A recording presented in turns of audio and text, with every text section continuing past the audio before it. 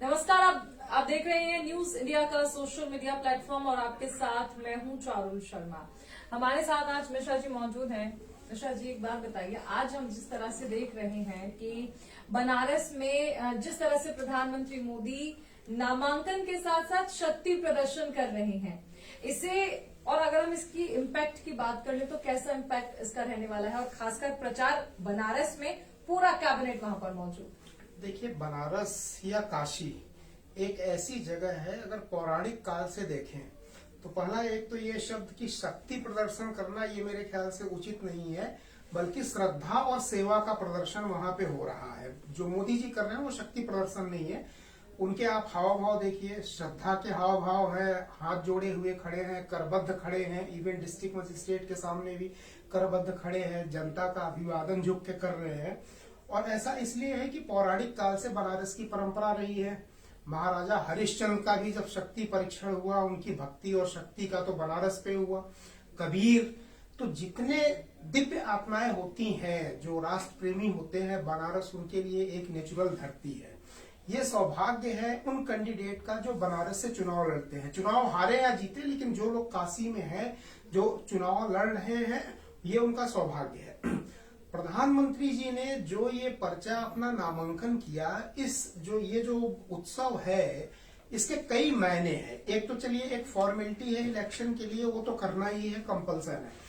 लेकिन अगर आप इन्वायरमेंट देखें, जितने मुख्यमंत्री आए हैं, जितने, मैं बीजेपी कार्यकर्ता और बीजेपी पदाधिकारियों की बात कर रहा हूँ, सारे मुख्यमंत्री, बहुत सारे कार्यकर्ता, तो पहला दूसरों के मुंह पे ये ताला लगा, जो लोग ये बोलते थे कि बीजेपी में फूट पड़ रही है, कोई इधर जा रहा है, कोई उधर जा रहा है, डिसिप्लिन नहीं है, बगावत है। ये उन लोगों का मुंह तोड़ जवाब है आज के इस नामांकन से और सभी लोगों के वहां होने से। खासकर एनडीए के भी जो सारे दल, एनडीए के भी है, जयंत चौधरी, नहीं, एक तरीके से एक कहा जा सकता है कि पूरा एनडीए जो है वो वहां नहीं, केवल एनडीए नहीं, अगर आप देखेंगे जाति पाति धर्म के हिसाब से देखेंगे तो मिनी भारत है। अभी आप ये देखिए, मराठी भी हैं, बंगाली भी हैं, कोई गुजरात से भी आया होगा, कोई तमिल से भी आया होगा, लोकल लोग हैं। जो लोग बनारस के वोटर नहीं है, अगल बगल के 100, 200, 500, वो वोटर नहीं है, वो इनको शायद वोट नहीं देंगे बनारस में, वो लोग भी आए हैं।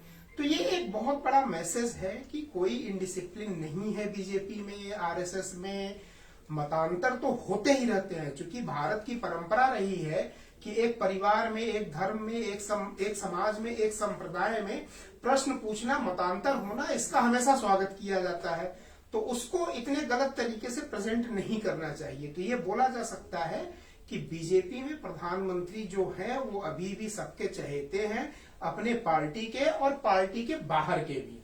और मैं तो ये भी बोलूंगा, जो इनके विरोधी पार्टियों के लोग हैं वो उनके भी हैं। ये व्यवहार की बात होती है, तो ऐसे लोग तो मेरे ख्याल से इस तरह की व्यवहारिकता, व्यवहार कुशलता राजनीति में इतने बड़े पद पर रहते हुए बहुत कम लोगों को दिखता है। अच्छा, एक चीज और, जैसे आपने जिक्र भी किया तमिल संगमम का, आपको याद होगा कि जिस तरह प्रधानमंत्री ने आयोजन किया, ये क्या ये मान लिया जाए कि प्रधानमंत्री जैसे बनारस में करते हैं जब इसका आयोजन, तो बनारस से ही सीधा साउथ साध लिया जाता है, और कहीं ना कहीं विपक्ष के खेमे में भी खलबली है कि क्या ऐसा होगा कि अगर 400 पार, जो कि एनडीए का नारा भी है कि अगर ये टारगेट पूरा हो जाता है तो क्या चीजें बदल जाएंगी, क्योंकि विपक्ष तो ये कह रहा है लोकतंत्र की हत्या हो जाएगी, संविधान की हत्या हो जाएगी।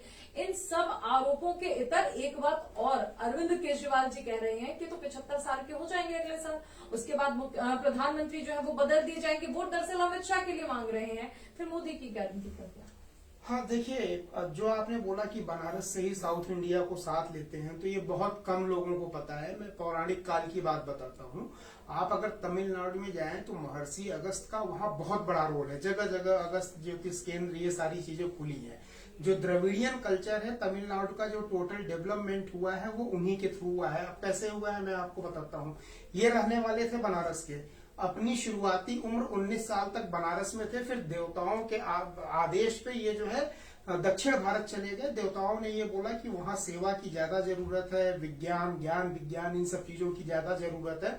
और 7,000 से ज्यादा गुरुकुल महर्षि ने पूरे साउथ इंडिया में खोला था, जो है स्थापित किए थे। तो जो वहाँ का लैंग्वेज है, जो वहाँ का कल्चर है, ये सारा का सारा महर्षि अगस्त ने डेवलप किया था देवताओं के आदेश पे। तो ये प्राचीन काल की परंपरा है। 12 लिंग अगर बने हैं और 51 शक्तिपीठ बने हुए हैं भारत भूमि पे, तो ये एकता के लिए, ये दिखाने के लिए बने हैं ना कि काशी, अब मान लीजिए त्रयंबकेश्वर में है, अब काशी है और काशी के साथ आप देखिए आप त्रयंबकेश्वर देखिए, बैजनाथ देखिए, उसके बाद आप गुजरात में देखिए, सब देखिए, सोमनाथ जो है प्रथम तो वही है जो है गुजरात में, जिसको गजनी लूटा था। तो ये आज की बात नहीं है। और भारत का कोई भी शासक रहा हो, मैं पौराणिक काल से बोल रहा हूँ, राम थे, राम ने क्या पूरे भारत को नहीं साधा? वहां जाकर के, श्रीलंका में भी जाकर के, रामेश्वरम में उन्होंने पूजा की।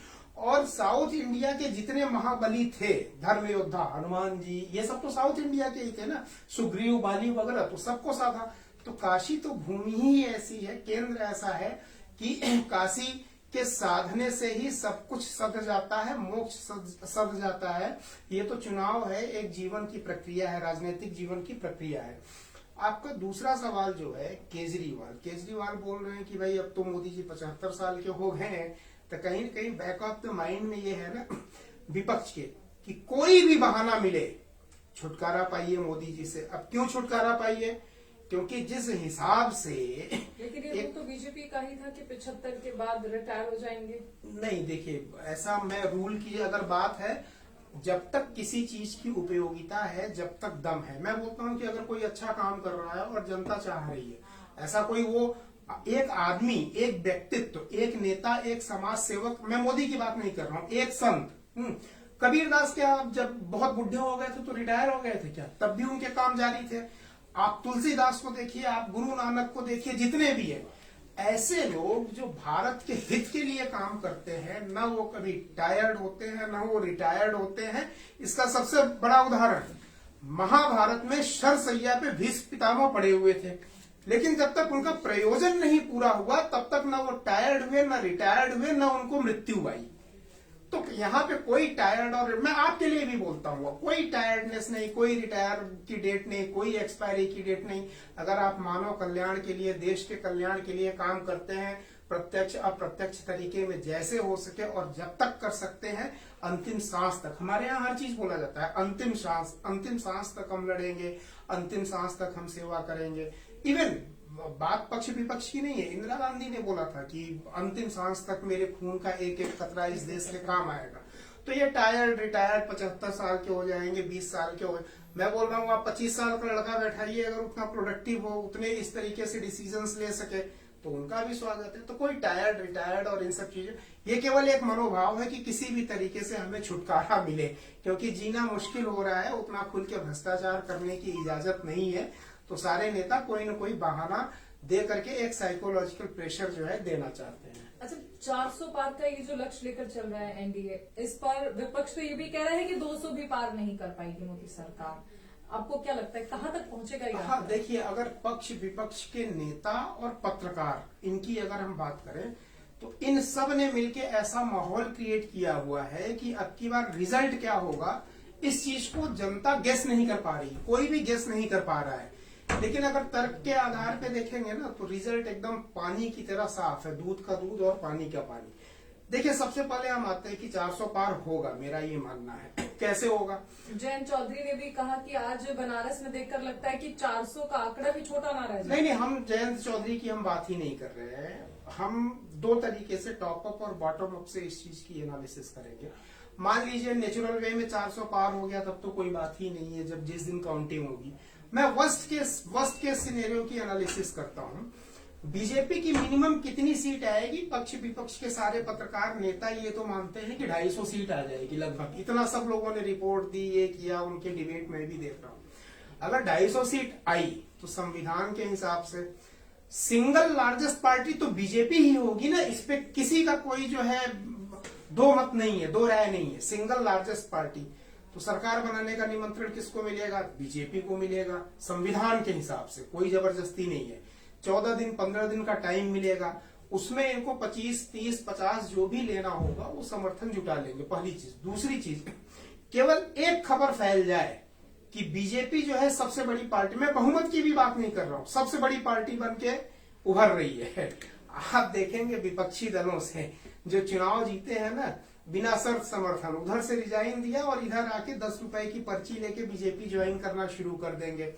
कितने लोग ज्वाइन करेंगे? देखिए, बीजेपी के जितने घटक दल है, अकाली दल, बीजेपी के जो धुर विरोधी है, उद्धव ठाकरे ने बोल ही दिया है कि भाई हमसे क्या दुश्मनी है, 2-3 महीने पहले बोला था, मतलब वो भी सॉफ्ट मूड में है। शरद पवार अंतिम समय में है, अब वो युद्ध कर नहीं सकते हैं, वो भी जो है एक मौन स्वीकृति दे देंगे।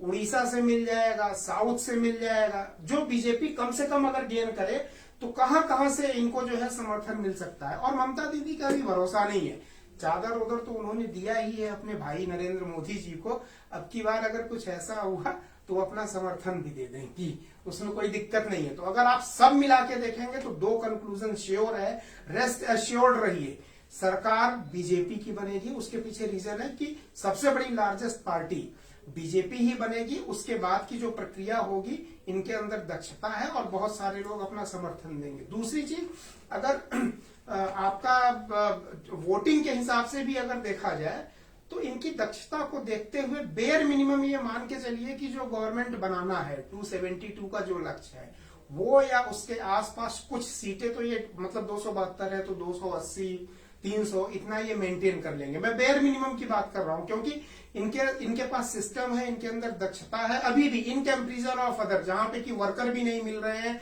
बूथ मैनेजर भी नहीं मिल रहे हैं, इनके पास अभी भी है। तीसरी इंपॉर्टेंट चीज कि मे बी पॉसिबल, जैसे लोग बोल रहे हैं भाई पब्लिक नहीं निकल रही है, वोटर नहीं निकल रहे हैं, तो मैं आपको बताऊंगा, राजीव गांधी जी को जब 400 प्लस की सीट मिली थी तो उस वक्त भी वोटिंग जो हुई थी वो 62% हुई थी। भाई वोटिंग 25% हो, 90% हो, 542 लोग तो चुने जाएंगे ना। और उसी में ये भी हो सकता है कि क्लीन स्वीप हो, 400 पार हो या 300 पार हो। तो ये 5-6 डिफरेंट एंगल से एनालिसिस करने पे इतना मान के चलिए है कि सरकार बीजेपी की मिल रही है। विपक्षी लोगों को मैं बोलना चाहता हूं, छुटकारा मिलने वाला नहीं है, तैयार रहिए। बिल्कुल। एक आखिरी सवाल और, अगर हम मुद्दों की बात करें, प्रमुख मुद्दे इस चुनाव में आपको क्या क्या लगे? नहीं, इस बार तो ऐसा कोई मुद्दा ही नहीं है, ना तो डेवलपमेंट का मुद्दा है, ना गरीबी का मुद्दा है। मैं चलिए बीजेपी की नहीं, मैं विपक्ष की बात करता हूँ। विपक्ष बेरोजगारी अगर डेवलपमेंट का मुद्दा है तो मैं ये बोलता हूँ कि शाहीन बाग में 2 साल तक भीड़ बैठी रही, किसान 2 साल तक बैठे रहे। अगर बेरोजगारी का मुद्दा होता तो वोटिंग, अगर इतना गुस्सा होता जितना विपक्ष दिखा रही है या प्रेजेंट कर रही है, एंटी इनकम्बेंसी है, गुस्सा है, दुनिया नाराज है, युवक नाराज है, शिक्षक नाराज है, ओल्ड पेंशन, मिलिट्री वाले रिटायर्ड नाराज है, ब्यूरोक्रेसी नाराज है, तो मेरे ख्याल से मिनिमम वोटिंग भी 80% होनी चाहिए। वो भीड़ गई तो कहां गई, सवाल ये है। अब क्वेश्चन ये है कि भीड़ क्यों नहीं दिख रही है। उसके पीछे 2 रीजन है। पहले भीड़ ये दिखती थी कि विपक्ष के पास खूब पैसा होता था, उनके लोग जानते थे, सोचते थे कि शायद जीत जाए तो रैलियां वैलियां निकालते थे। पैसे वैसे तो है नहीं।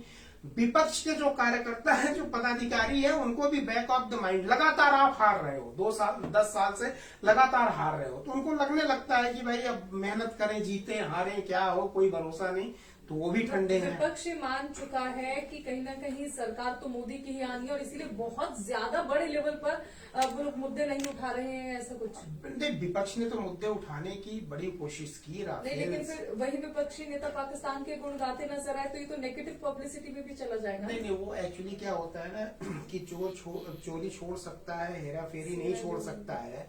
अगर दिल में पाकिस्तान का प्रेम है तो जो दिल में बात है वो कभी न कभी जुबान पे आ ही जाती है। उसका हार जीत इन सब से मतलब नहीं है।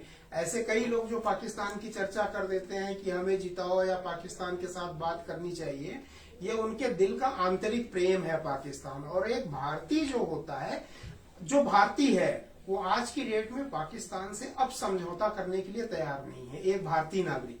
ऐसे में अगर कोई पाकिस्तान प्रेम दिखाता है तो डेफिनेटली उसको नुकसान होगा। ऐसे ही छोटी छोटी, अब स्वाति माल का केस हो गया। स्वाति माल महिला आयोग की अध्यक्ष थी दिल्ली की।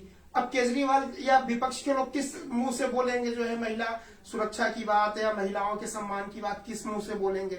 तो इनके भी जो नरेशंस हैं वो उतने स्ट्रांग, लहर विपक्ष की भी नहीं चल पाई कि कोई एक मुद्दा चला, शुरू से लेके अंत तक लहर चल गई। अगर लहर चलती है तो वो लहर सड़कों पे दिखती है, वो भी तो नहीं दिख रहा है। हाँ, लोग क्राउड की बात करेंगे। लेकिन स्वाति मालीवाल ने एक मुद्दा जरूर बना दिया है कि अगर सीएम हाउस के अंदर ही महिलाएं सुरक्षित नहीं है तो केजरीवाल कैसे ये गारंटी दे सकते हैं कि दिल्ली में महिलाएं सुरक्षित रहेंगी। नहीं, केजरीवाल, पहली चीज तो केजरीवाल से क्यों पूछे, ये स्वाति माल वही है जो वो सीएम हाउस के अंदर का ही घटना बताएगा। नहीं, ये वही स्वाति माल है जिनका अटूट विश्वास केजरीवाल में था और रात को 2 बजे जाकर के चेक करती थी कि महिलाएं दिल्ली में कितनी सुरक्षित है।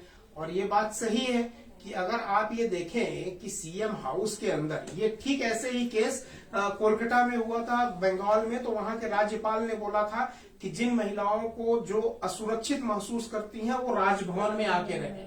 एक तरफ राज्यपाल है जो बोल रहे हैं कि महिला पुरुष जिनको असुरक्षा महसूस हो रही है टीएमसी के गुंडों से, ममता दीदी के पाले हुए गुंडों से, उनको राज्यपाल महोदय बोल रहे हैं कि आप राजभवन में आके सुरक्षित रहिए। लेकिन बाद में राज्यपाल पर भी आरोप लगा दिए गए महिलाओं द्वारा। नहीं, वो एक डिफरेंट पॉलिटिकल होता है। जो ऑफरिंग पहले आप देखिए, यहाँ केजरीवाल क्या है, उन्हीं की पार्टी की राज्यसभा की मेंबर जिसको केजरीवाल ने खुशी खुशी भेजा, पिटाई हो गई, उसके बाद कोई एक्शन नहीं, कोई स्टेटमेंट नहीं।